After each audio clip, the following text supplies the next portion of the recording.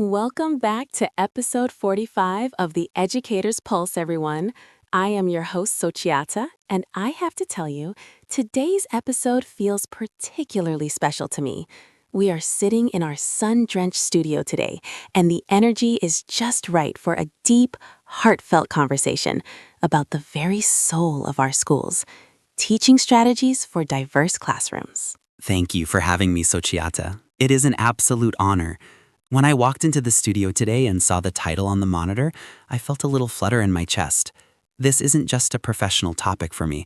It's my life's work. And honestly, it's a journey of the heart. I can see that in your eyes, Sarun. You've spent decades in classrooms that look like a tapestry of the world. Before we get into the how-to, can we talk about the why?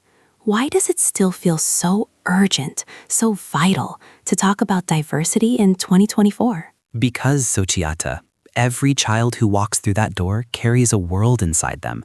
They aren't just names on a roster.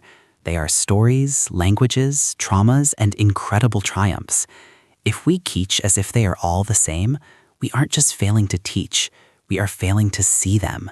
And there is nothing more painful for a child than being invisible in their own classroom. That word, invisible, it really stings, doesn't it? I remember feeling that way sometimes as a student. So let's pull back the curtain. How do we make sure every student feels seen? You often talk about Universal Design for Learning, or UDL. To some, that sounds like a clinical term. How does it feel in practice? Oh, it's the opposite of clinical. Imagine you're hosting a grand dinner party. You wouldn't serve only one dish and hope no one has an allergy, right? UDL is about preparing the feast with everyone in mind from the start. It's about giving students multiple ways to engage. Some need to hear the story, some need to see the diagram, and some, and these are my favorites, need to get up and act it out. I was definitely the one who wanted to act it out. It sounds like flexibility is the heartbeat of this strategy. Nods firmly. Exactly. Flexibility isn't a sign of a lack of structure. It's the highest form of professional mastery. When we offer choice, we give students agency. And when a student has agency, you can see their posture change. They stand taller. They take ownership. It's a beautiful transformation to witness. I love that image of standing taller.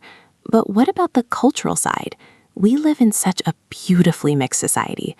How do we bridge the gap when a teacher's background is vastly different from their students? Earnestly, with a hand on his heart. This is where culturally responsive teaching comes in, and it starts with humility. We have to be students of our students.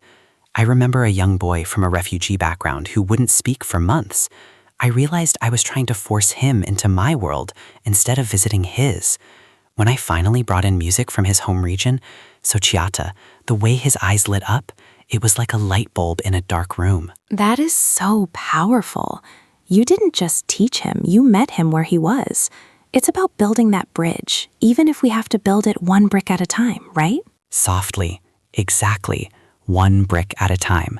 And we have to use the right materials. We need books that reflect their faces, history lessons that honor their ancestors, and a classroom environment where different is celebrated as a superpower, not a deficit. Thoughtful pause. I want to pivot to the practicalities for a moment. Many teachers are listening right now feeling overwhelmed. They have 30 kids, 5 different languages, and various learning needs. What is one small, feeling heavy thing they can do tomorrow morning? With a reassuring, warm tone, don't try to climb the whole mountain at once. Start with the check-in. Before the math, before the grammar, look them in the eye. Ask them how their heart is today. Use a mood meter or just a simple thumbs up, thumbs down. When you acknowledge their emotional state, you create a safe container for learning. You can't fill a vessel that is closed off by stress or fear. A safe container. I love that phrasing. It reminds me that we are teaching humans, not just brains. Precisely. And don't forget the power of collaborative learning. Let the students be each other's teachers. In a diverse classroom, peer-to-peer support is magic. A student might explain a concept in a way that I, with all my degrees, never could, because they share a common language of experience. Sometimes we just need to get out of the way, don't we? Oh, more often than we'd like to admit. Our job is to be the conductor, but the students, they are the orchestra.